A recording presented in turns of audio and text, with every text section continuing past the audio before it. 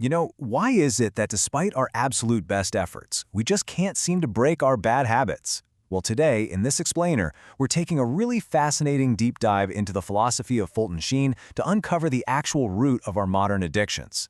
Let's move past all that surface-level advice to find some true, lasting interior freedom.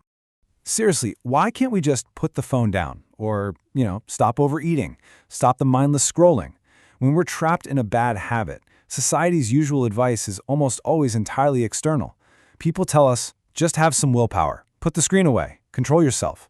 But look, if you have ever actually tried that, it feels frustratingly inadequate. It simply doesn't work long term. And why? Because we are fundamentally misdiagnosing the illness.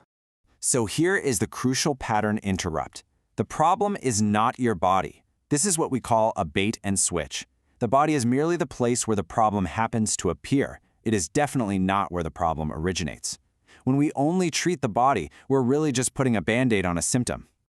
Okay, so let's get into Section 1, the surface of addiction.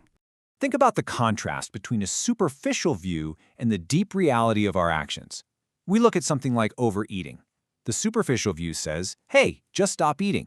But the deep reality steps back and asks, wait, are we actually hungry for food, or are we hungry for something else entirely? We pick up the phone. Society says, put the screen down. But the deep reality asks, are we just trying to escape a really heavy, uncomfortable silence? We see constant pleasure, and the world says, control yourself. But maybe we're actually masking some deep inner pain, or humiliation, or just profound loneliness. Addiction actually begins when the soul suffers, the body steps in to compensate for it, and society just facilitates the whole process. Moving right along to Section 2, the instant satisfaction trap. We literally live in a market of quick fixes. Anxious? Just grab the phone. Sad? Order some food. Lonely? Seek immediate pleasure. Feeling empty? Go buy something. Frustrated? Binge a show. Our society has completely eliminated the concept of waiting. And why is that so dangerous? Because waiting is exactly the thing that educates the soul. Waiting is what strengthens the will. Waiting actually allows our reason to step onto the stage and ask, hey, what is actually going on with me right now? When everything is completely immediate, the impulse isn't interpreted or understood at all. It's just blindly obeyed. So, let's look at how this builds over time in the life cycle of a vice. It starts out at step 1, as a simple, occasional escape. Maybe we had a bad day, we feel a bit humiliated, so we eat a little extra just to compensate for that emotional pain. But at step 2, repetition builds this automatic path in our brains. By step 3, our willpower weakens, and our body, our imagination, our affections, they actually learn the habit. Until finally we hit step 4, full conditioning. What used to be an occasional escape completely morphs into a deeply ingrained second nature. We aren't even thinking anymore. The sadness automatically demands food.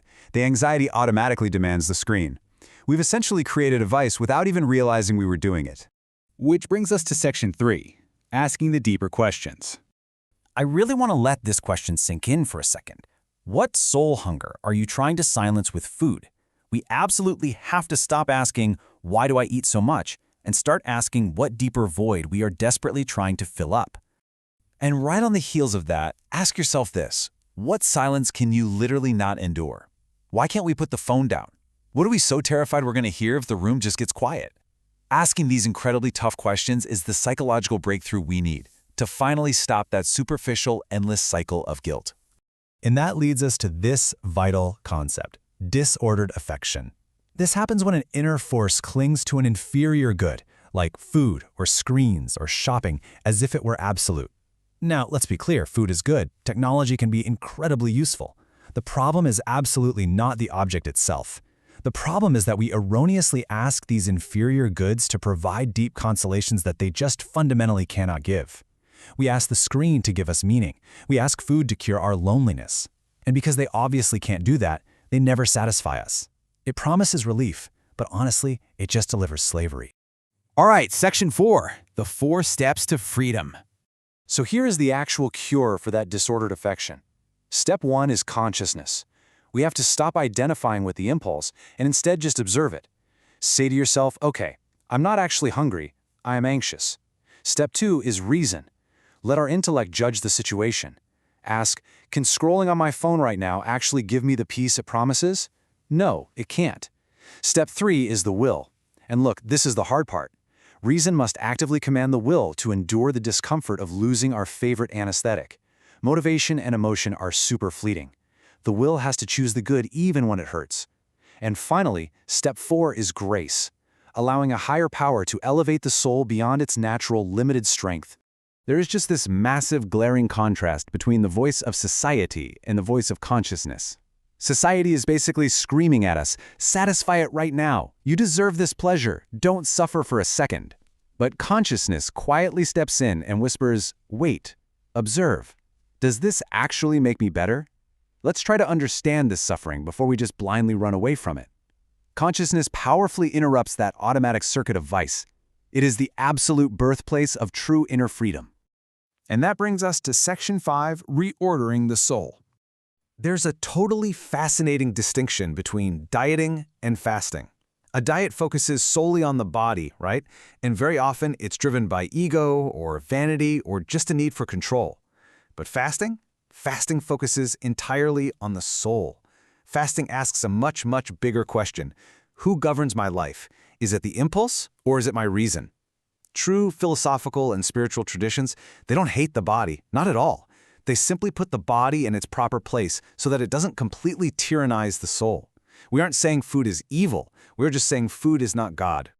Freedom is not obeying the first impulse that appears. Freedom is choosing the good even when the impulse demands otherwise. We absolutely have to redefine modern freedom. Society loves to tell us that freedom is just doing whatever we want whenever we want to do it. But think about it. If we can't stop doing it, if we literally can't not look at our phone, if we can't not eat, then we aren't free at all. We are acting out of pure involuntary conditioning. True freedom is the profound ability to say no to a fleeting impulse in order to say yes to a much higher good. But we do have to be really careful of the danger of trading prisons. Purely materialistic therapy often just manages symptoms, so we might trade overeating for an absolute obsession with the gym. Or we trade drinking for workaholism. We trade anxiety for rigid control. And on the outside, it looks socially acceptable. Maybe it even looks like success. But on the inside, that affection remains completely disordered. We haven't actually been healed. We've just changed the wallpaper in our prison cell. And that is because our deepest void isn't just psychological, it's ontological, it's spiritual. Our ultimate emptiness comes from being fundamentally off-center. We have this infinite need, but we are constantly trying to use finite, limited creatures like food, technology, or success to satisfy it.